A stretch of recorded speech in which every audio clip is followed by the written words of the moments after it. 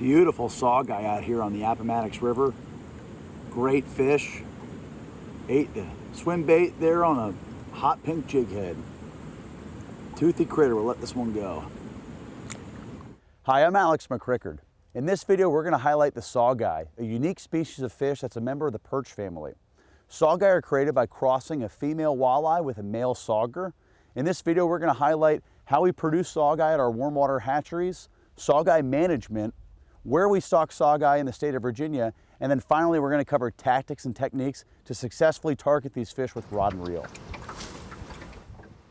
So we're actually lucky today to be joined by Brendan Delbos, State Hatchery Superintendent. Brendan oversees all the aquaculture work at all the DWR hatcheries, both warm and cold water. Brendan, you want to give us a little bit of overview on saugeye and basically how we produce saugeye in our warm water hatcheries? Sure. Alex, saugeye production is probably one of the coolest things we've got going on in our warm water hatchery system right now. It's a great example of collaboration between our agency and Department of Natural Resources in West Virginia. It's also a good example of us refining our techniques and bringing new technology into the hatchery.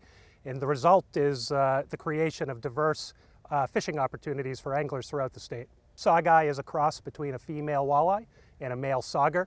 Unfortunately, here in Virginia, the populations of sauger are somewhat limited to the Powell and Clinch rivers. And so in order to create this cross, we work with West Virginia Department of Natural Resources. We travel to the Apple Grove hatchery in West Virginia, and we work with those biologists in order to collect milt from the male sauger. And in order to do this, we need to be very clean and sterile with our techniques, and we collect the milt before it becomes wet and gets activated. And by storing this milt with a special collection of salts and buffers, we can then put it in the fridge and use it for up to weeks later.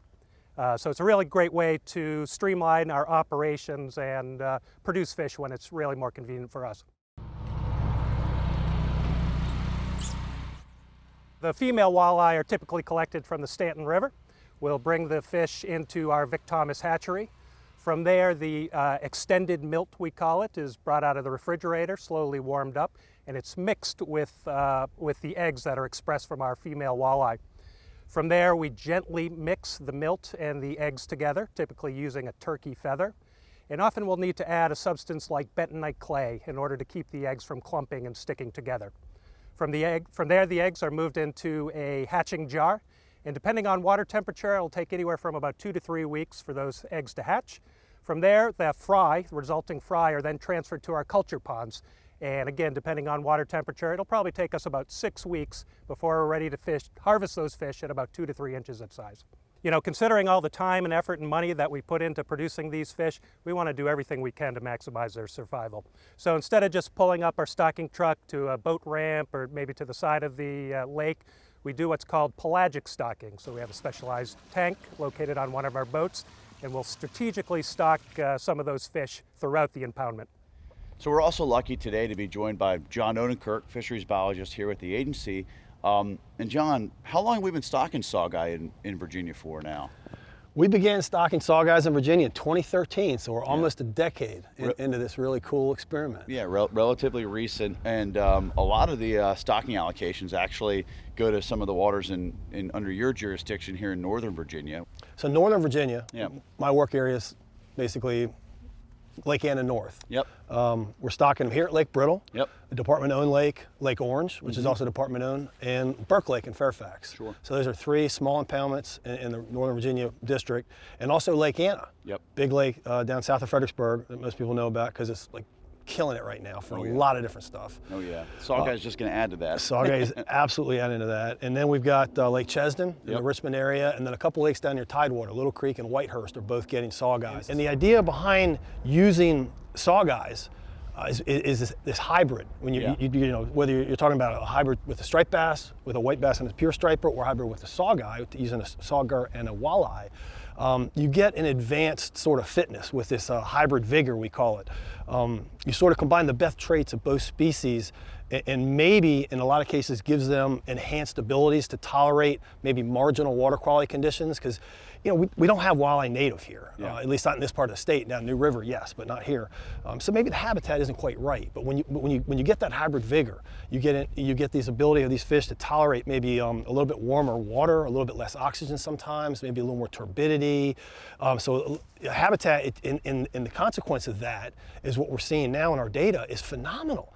Yeah. The stocking survival rate that we're seeing is off the charts compared to what we're seeing with walleye. And growth rates. And growth rates are incredible. I mean, we're talking about fish that aren't even a year old, one growing season. Yeah. We call them a 0+. Yeah. Not even 1 year old, and they're over 12 inches long. Yeah. I mean, it's like, holy, Yeah. what is happening here? Yeah. and in less than 2 pretty neat, years, yeah. right? 1+ fish, they're not even to their second birthday yet, are almost 18-inch legal. Yeah.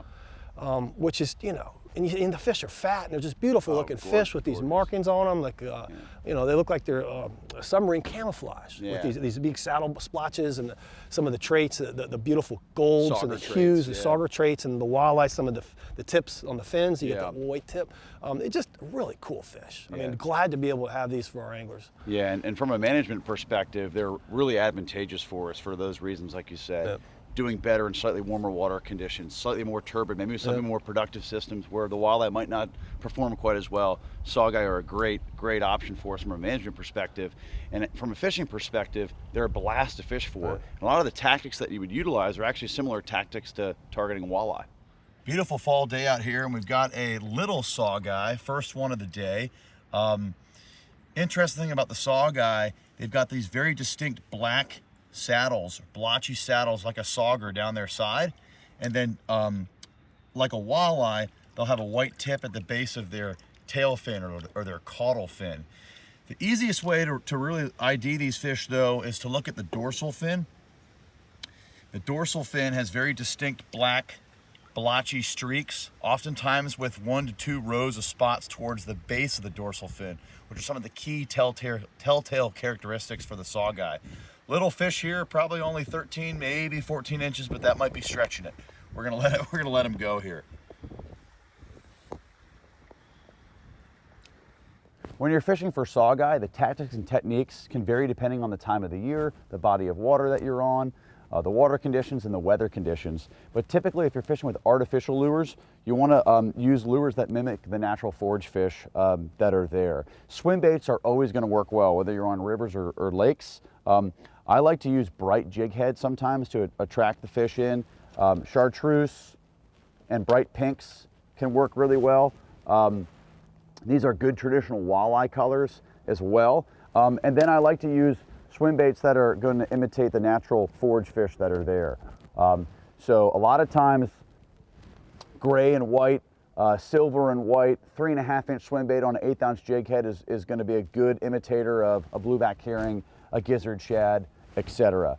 Hard baits work really well too when you're fishing for saugeye. Crankbaits work really well, in addition to jerk baits. Fishing these in the right conditions, off of points, particularly on lake systems, can work really well if you're fishing for suspended fish in the water column. Another good tactic for fishing for saugeye if you're marking fish in deep water is to jig on them vertically with a blade bait. That can work really well, particularly in the summer if the fish are pinched above the thermocline in deep water. Anglers can also consider fishing live bait, such as shiners, minnows, or night crawlers fished under a float or along the bottom to target saugeye. During certain times of the year, you can also be successful targeting saugeye and walleye with a fly rod. I've been taking a few on the fly before, and basically what you want to do is utilize streamers, typically with a 10-foot 6 weight or a 10-foot 7 weight, usually a 250 grain full sinking line, whether you're on a river like the Appomattox or if you're fishing a lake system. And then again, typically flies that are going to be tan and white, gray and white, or all white to mimic those natural forage fish. I like Clousers and half. They've always done really well for me in that scenario. Thanks for tuning into this video. Hopefully you learned a little bit more about saugeye, how we produce them at our warm water hatcheries, the benefits of saugeye from a management perspective, and then how to catch them with rod and reel. Comment below, let us know what questions you have about fishing for saugeye in Virginia. We'll see you on the water.